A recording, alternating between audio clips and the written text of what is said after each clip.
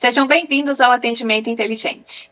Eu sou Alexandra Xavier, advogada familiarista, e ensino vocês como manter e ter clientes de forma tranquila. Bem, o tema da aula de hoje é sobre o direito sistêmico. Qual a aplicabilidade dele no atendimento ao cliente, como eu utilizo ele para poder me auxiliar no processo de atendimento deste cliente. E se você já gostou, já clica aqui, compartilha, salva e encaminha para quem precisa saber.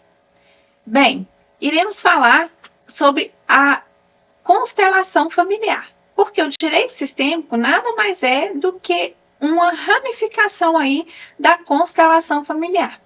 Quem me acompanha, já segue ou já tem informação, sabe do que se trata esse método terapêutico, né, a constelação familiar, e já conhece também a sua dinâmica dentro do judiciário.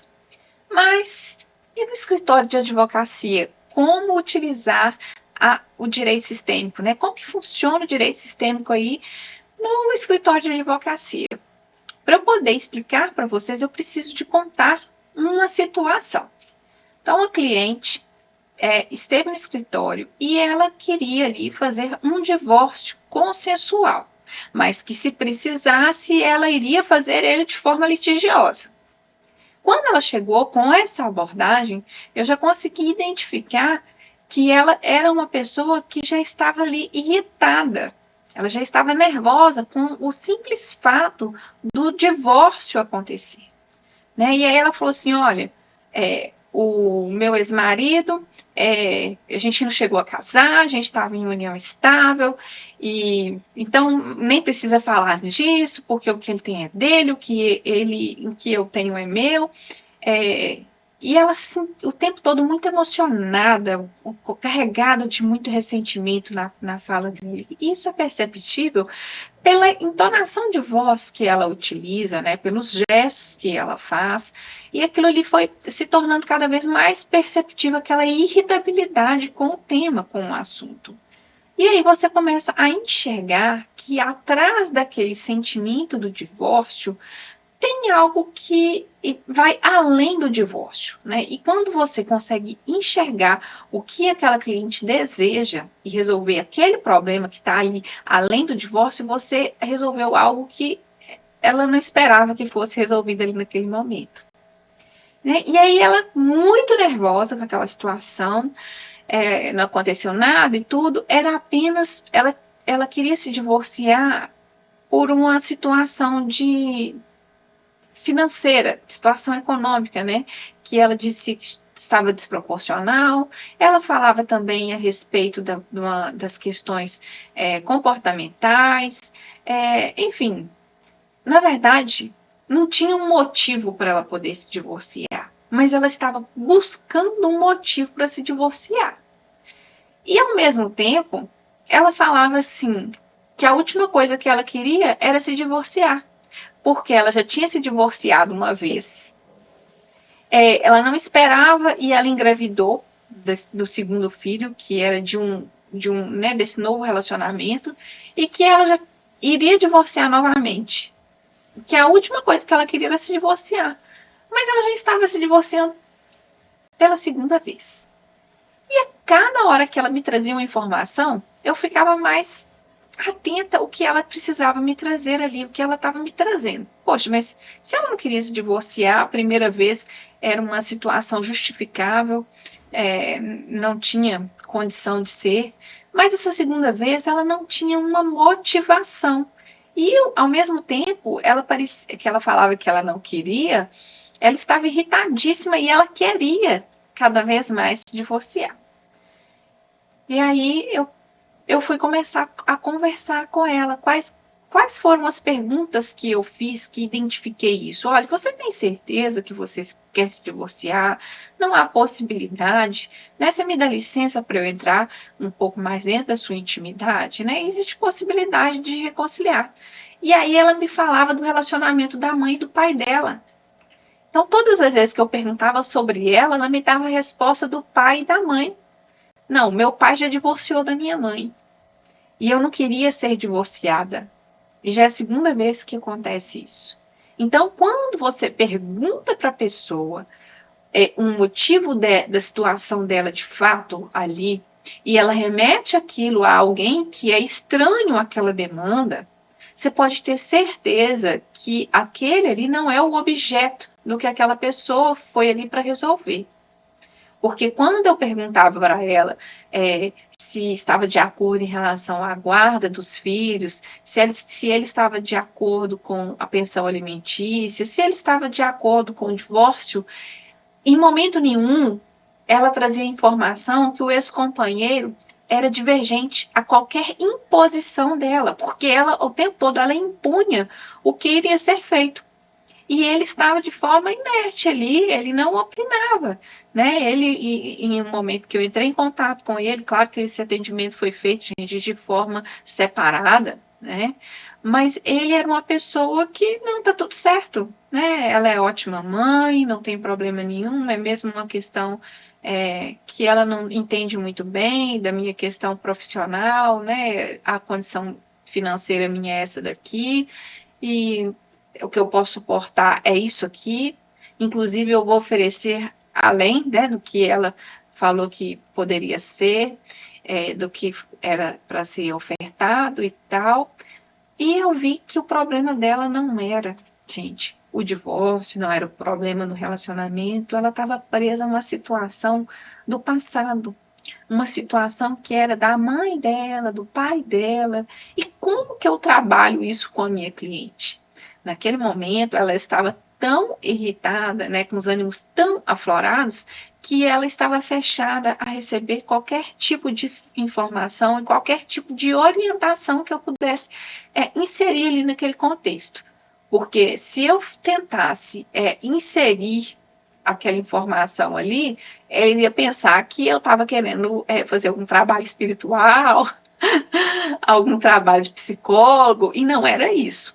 Então, naquele primeiro momento, eu a orientei que ela deveria procurar um terapeuta para ela e para a família dela, principalmente por causa das crianças, porque o filho dela, do primeiro relacionamento, também tinha um bom contato com esse ex-companheiro, né? E ele gostava de estar ali com a família, ela não tinha problema nenhum com ele, ela também elogiava ele. Então, no momento que eu fui atendendo e fazendo as consultas dela, ela foi entendendo que o problema não era aquele relacionamento ali.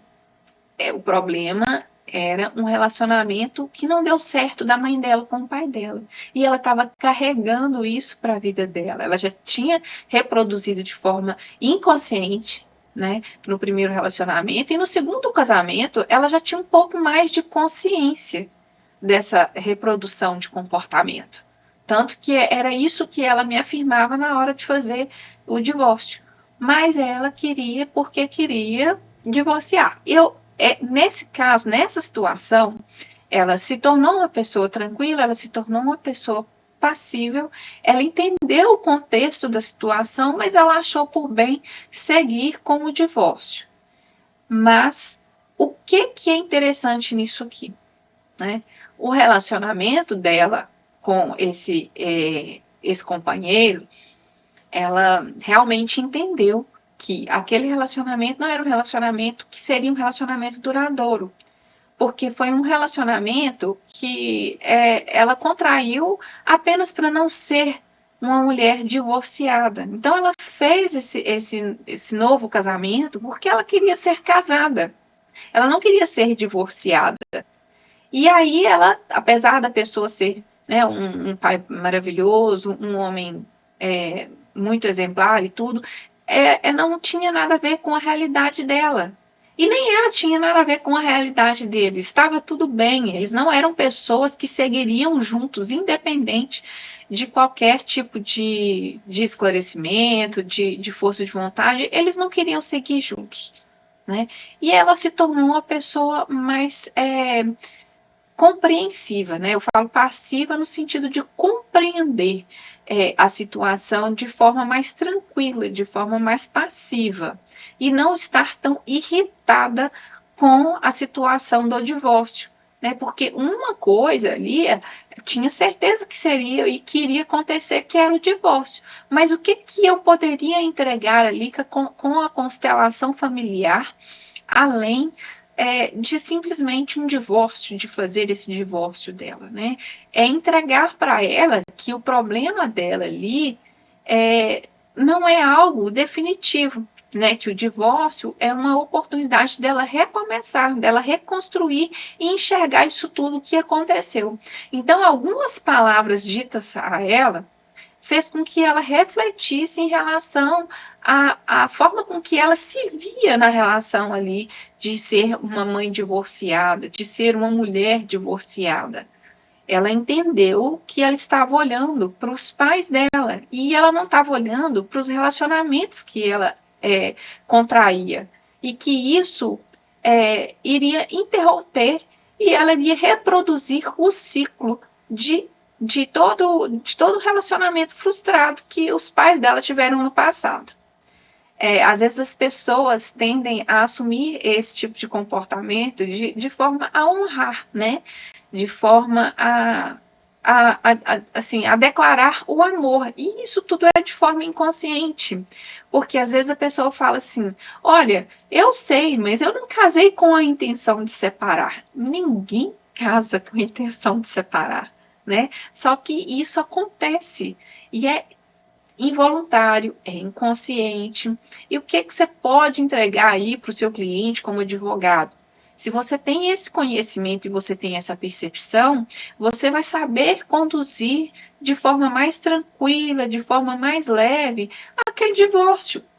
Você vai fazer ali uma tentativa de acordo, né, da forma com que eu fiz, deu certo, eles seguiram felizes, claro que separados, mas felizes, mas a família continuou unida, porque esses laços, né, esses laços do passado, essa memória genética, essa memória do passado, ela foi quebrada ali, na hora que você vai instruindo o seu cliente, que você vai mostrando para ele. E como eu disse, você não vai fazer, tem pessoas que até podem querer aplicar a constelação, mostrar ali como que funciona, trazer a dinâmica ali da constelação, se o cliente for um cliente que te dê essa abertura de forma acessível, tudo bem. Mas se não for, você pode apenas levar e conduzir os caminhos e fazer com que ele saiba daquilo que ele está te respondendo, né? Então, inicialmente, uma das questões, quando ela me respondia alguma coisa relacionada ao pai dela, o que eu fazia ela entender é o seguinte, eu não, de forma, gente, super gentil, claro, eu não estou perguntando pelo seu pai e pela sua mãe. O que você, fulana, quer? Né? Quando você fala o nome da pessoa, o nome é algo que soa doce, né? Então você remete ao nome dela, olha, fulano, mas o que você quer? Eu entendo, seus pais não deram certo e, né, cada um seguiu a vida, porque não era, né, para ser, mas e você? O que você quer? Né? O que você gostaria que fosse? Né? Qual que é seu medo de divorciar? Por que você tem medo? Muitas das mulheres têm medo de divorciar por questões culturais, simplesmente por isso, por pensar que nunca mais vai achar ninguém, por pensar que vai ficar à margem da sociedade, né? Principalmente quem mora no interior, né? Tem esse preconceito. Então, isso é uma forma de você quebrar esse ciclo aí, trazendo um esclarecimento para essa cliente, para este cliente seu, né? Mostrar para ele que existem outros caminhos, trazer clareza para ele. Eu falo, gente, que conhecimento liberta. Mesmo? Bem, eu espero que vocês tenham gostado. Se vocês gostaram, já curte, já compartilha, envie para quem precisa saber a respeito disso. E até mais. E muito obrigada.